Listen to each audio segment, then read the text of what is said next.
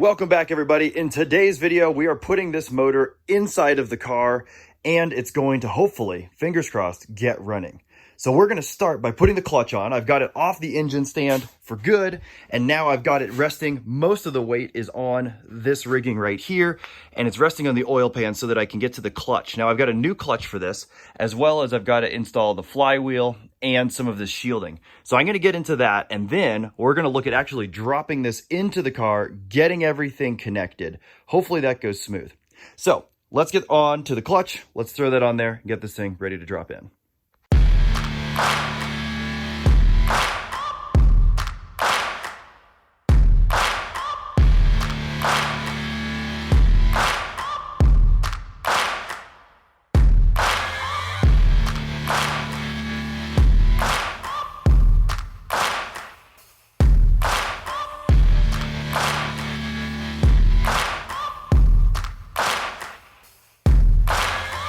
Okay, so I just got done torquing down these flywheel bolts. These are torqued to 55 foot-pounds, which is different on the 3-liter versus the 2.6. The 2.6 is like 100 foot-pounds. These are 55. So these are torqued down. And what I did to get them torqued down is I put this bolt, which is different than the bolt that actually comes for the clutch, but it's the same thread pattern and everything. So this is in here, and then this is just put through the dowel, and that allows it so when the motor is torqued, when I apply force to it, it doesn't move. There's a couple different ways to hold it down, but that's what I'm doing here. Additionally, I went ahead and I just hit this flywheel with a little bit of Scotch-Brite just to get off any kind of oil and to get anything out of here. Thankfully, it's looking pretty clean. There is obviously, you can see some wear. However, when you run your finger across it, it's totally smooth.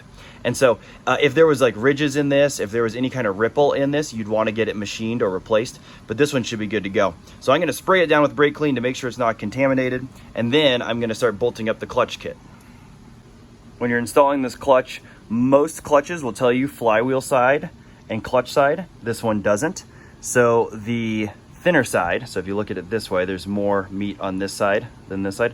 The thinner side is going to go towards the flywheel. That's how it's going to clearance. Otherwise, you're going to have all sorts of issues when you bolt this together and your clutch isn't going to work. So the thinner side right here, that's going to go towards the flywheel. It's going to come out like that.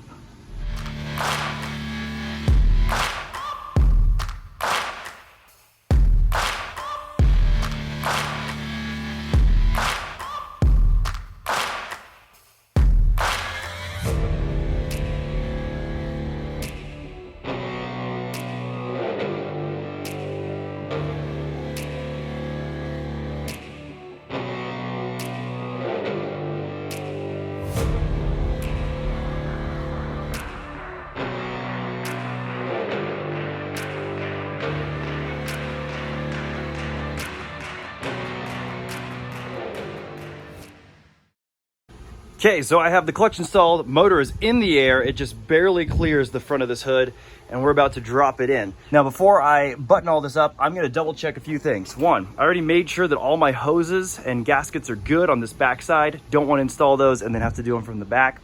The other thing I'm gonna do is I'm gonna replace this throwout bearing. So I'm gonna jump in here, change out the throwout bearing, and then we're gonna lower this thing in and find out if we can get it to line up with the motor mounts without too much work. A reminder, this car only had one motor mount bolt. So I need to go through and I need to figure out what bolts I have that can actually go in these motor mounts to replace them before I get too far. So join me as we hopefully make this go into this, and these two can become one thing for hopefully a good long while.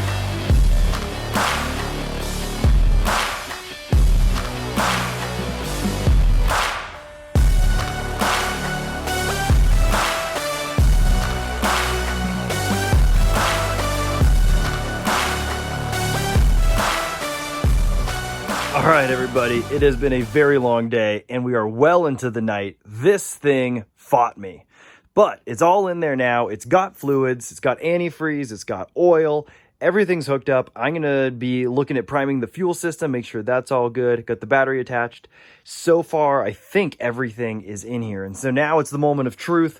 Will it fire up? Will it run? The big question I have, one, is always, did I plug in all the sensors? I think I did. I went through and I double checked. The wiring was pretty simple, but it's still possible that I missed one. The other thing is, I'm not 100% sure on this distributor timing.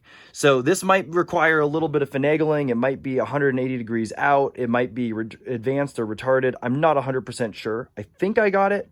But if it doesn't fire up, I won't be surprised. But I got to at least try to crank it tonight and see if it'll go. So even though I'm really, really nervous, there ain't nothing to it but to do it. Let's see if we can fire this thing up.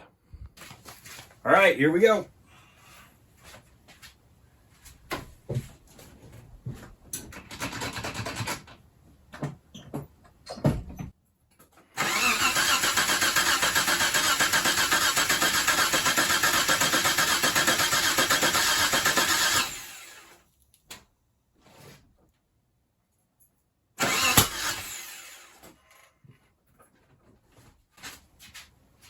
Yeah, I don't think that timing is right.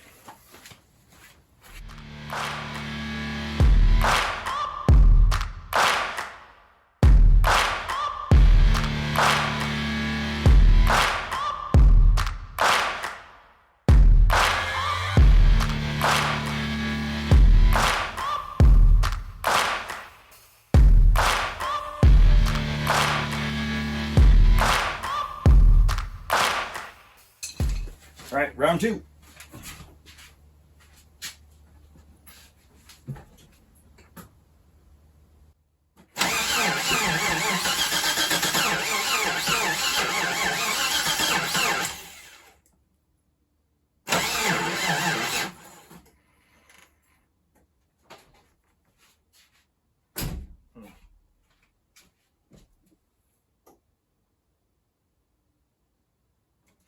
All right, it's the next day. I had to give up last night. I knew there was going to be a timing issue, and so I know I needed to do some more research. So I did that last night, looked at some forums, looked at the Facebook group, and I think I've got this figured out. So what I've been doing is the same thing that everyone always says to do, which is point the distributor top dead center on one and get it pointed towards the number one spark plug, which is this guy right here. And every motor has a little different procedure of how you set it up, and you never want to set it up at top dead center, basically where the motor is all the way at the top, because then it's sparking, and it really needs to spark before it reaches top dead center, so it needs to be advanced by at least a little bit. Anyways, I'm not super familiar with this distributor, and I'm just very unfamiliar with distributors in general, so I'm learning. So this is where I've got it set up right now. This is fully seated, and this arm is this post is headed this direction towards the firewall, just a little bit to the passenger side of the oil cap. Now, hopefully, I'm not 180 degrees out again, but there's only one way to find out. So, third time's the charm. I'm going to get this buttoned up, get in there, fire it up, and see what happens. All right, here we go. Third time's the charm.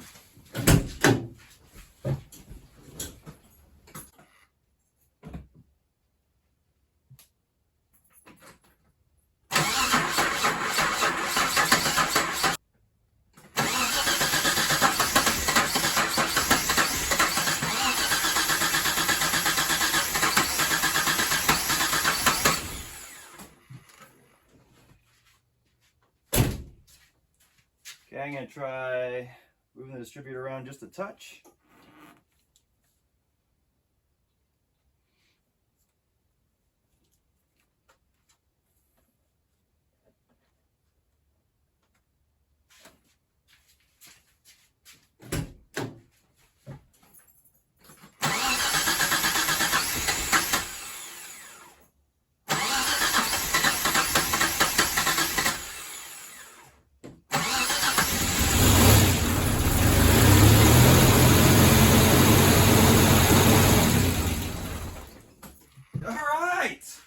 We got it to run! Not well, but we got it to run. So we got to mess with this distributor some more. I think it's just a timing issue.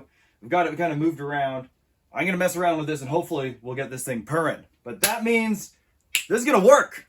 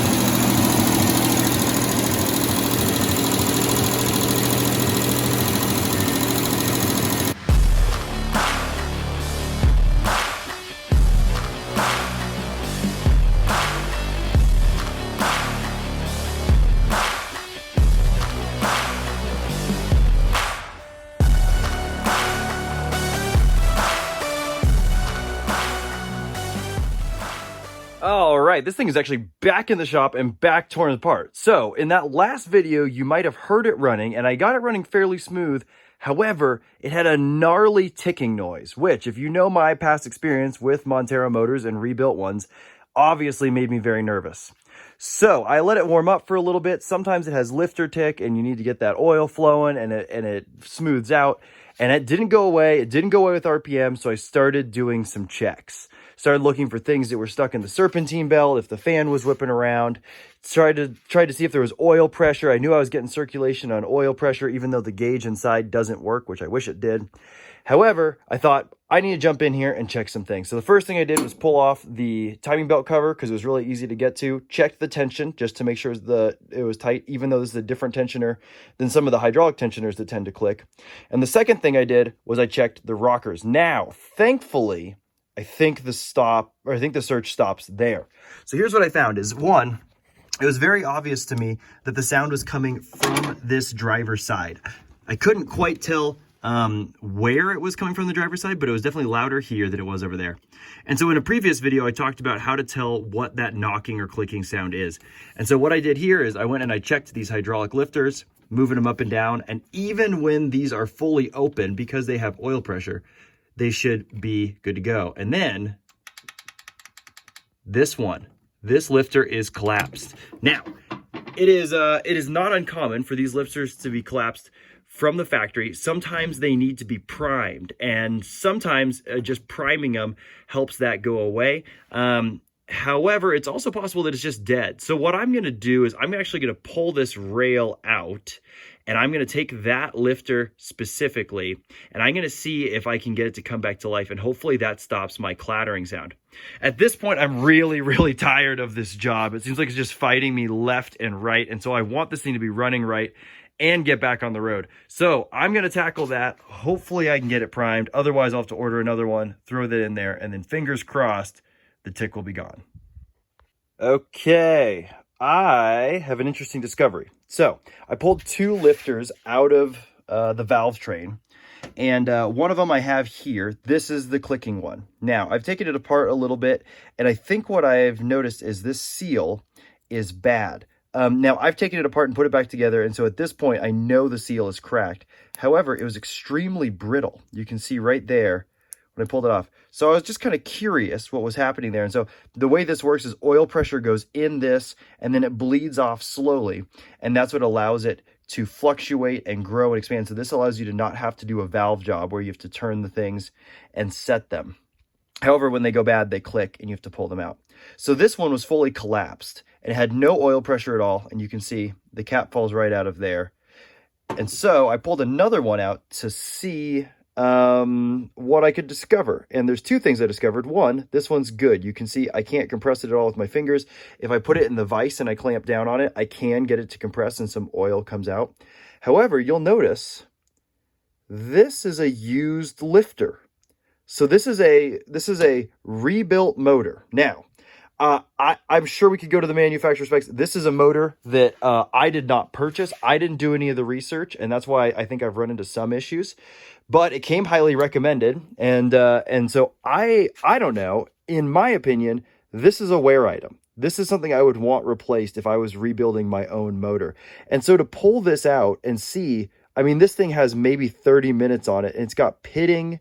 It's obvious that it's been in the engine for a while. Now, I'm sure that other parts of this valve train have been in here too. It's just not realistic to think that the manufacturer or the guy who's rebuilding this is going to replace all of these rocker arms and that kind of thing. It's probably bearings and seals. That's my guess. I'm hoping valve springs. I'm hoping valves. But at this point, I don't know. I haven't split this block apart. I just swapped the stuff over and installed it. So it leaves me in an interesting spot. I don't really want to be chasing my tail, figuring out all the different things that maybe are wrong with this motor. That's not what I'm here for. I'm here to swap a motor. And so it puts me in an interesting spot of what to do next. What I do know is I've got to figure out this lifter thing. With this one just exploding in my hand, I definitely need to replace this one. Should I replace all of them? Is that what the customer, the guy I'm working for, wants? I don't know. So I'm going to give him a call, figure this out, and figure out how to make this motor stop ticking. But it's really nice to know That's my problem. So it doesn't have rod knock. It's just this lifter. And honestly, it could probably run like this. It's just not great for it. It's gonna kind of misfire and stumble because it's not able to open that valve all the way. But it's really not the end of the world. So it hasn't done any damage to the motor, but obviously ticking's annoying. It's down on performance, so we want to get this replaced. So I talked to the owner, and I've got a new set of lifters on the way. I'm going to go ahead and replace just the ones that are bad. Mostly this one. I am going to check some of the other ones. But this is kind of one of those things where if they work, you kind of don't want to mess with them. You'll see this orifice is actually pretty big on these Gen 1s. The later model ones have really, really tiny holes, and so they tend to go bad. So this actually isn't as much of an issue with the Gen 1s. And we kind of went back and forth, and I told him my opinion is if it ain't broke, don't fix it. This one even looks okay. The seal looks okay. It's holding pressure. And so I bought 4 of them. We're going to kind of go through and see which ones need to be replaced, but hopefully that'll fix the issue. So with that sorted, it's on to the next thing. Now, whenever you start up a motor, you're going to have some issues. So maybe you didn't tighten something down right. Maybe something sounds weird. Maybe it's running weird because you didn't plug in a sensor. So I expected some things to go wrong. This I'm not super pleased with, but we'll get in there. We'll get to it. And again, no fault on the manufacturer or the rebuilder of this motor. I bet they didn't say that they replaced those. They might not understand the value for a Montero or for a Mitsubishi owner to replace those. That's not on them. That's something we should have known and maybe looked into replacing while it was still on the stand. However, there is an oil leak down here. It's going to be very hard to see, but I'll show a picture right here of where I think it is. But there's an oil leak right behind this motor mount. Now, my first reaction was there was a hole there for the dipstick, and maybe my repair wasn't good, my plug wasn't good, but I've got a borescope in there. I've looked. It's sealed up. So there's actually that plug that I think is probably my issue. And so I'm going to get in there. This is a very annoying thing to do in the car. I'm going to jack up the car from the bottom. I'm going to try to pull the motor mount off the block side, which means undoing some bell housing bolts that support. Hopefully not having to mess with the slave cylinder. I haven't looked at it yet. Getting all that off and seeing if it's just leaking from that hole. This is a really weird issue. This is not something I touched. This would be on the rebuilder of the motor, but there ain't nothing to it but to do it. I got to get in there, figure out why it's leaking. All right, so I'm back under the Montero, and I think the oil leak is coming from right here. So this is the block, and this is the motor mount, and there's a little plug back there.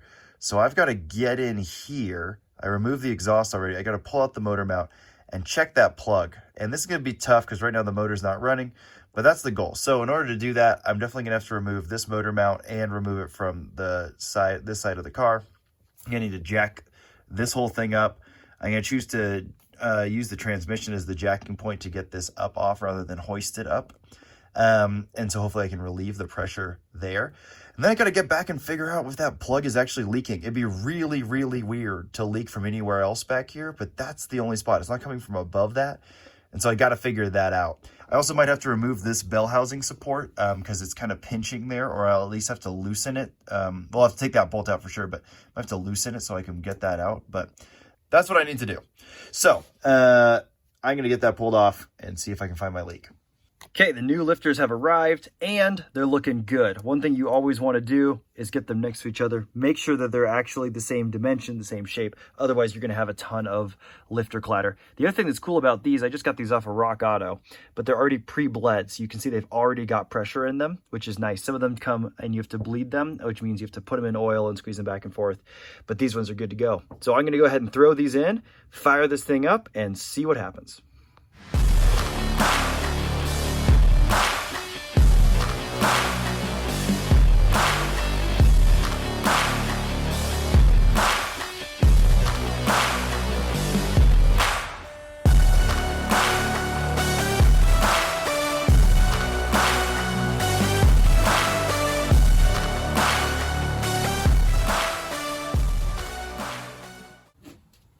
Okay, looks like everything's back together.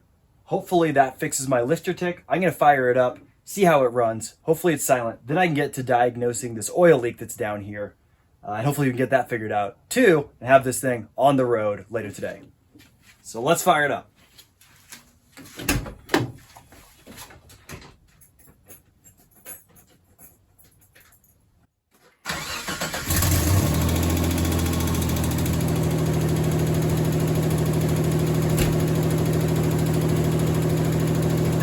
house to sound like. It heated up, and then it got way more quiet. I can still hear a little bit of tick, but that's way more normal than what it was before. So it's getting oil pressure, and that's making it go quiet. All right, so I was able to get in here while the motor was running and identify that it is in fact coming from that plug right there. It's just an Allen bolt. I'm not sure why it's leaking, but that would be from the engine rebuilder putting that back in. So I'm gonna pull it out, hopefully not cover myself in oil since it was just running, but I'm gonna pull that out, slather it in some RTV, put it back together and verify that it's not leaking, then get this buttoned up and get it out of here. There's the plug, got it out. Wasn't too bad. It was in there tight, but as you can see, there's no thread locker on here at all. There's no RTV, anything. So no wonder it leaks. There's nothing sealing it in. This does make me nervous about other plugs in the motor. However, this is the only leak I'm finding from the block, so whatever. So I'm going to throw some RTV on this, thread it back in, put the motor mounts back together, and drive this thing out of here.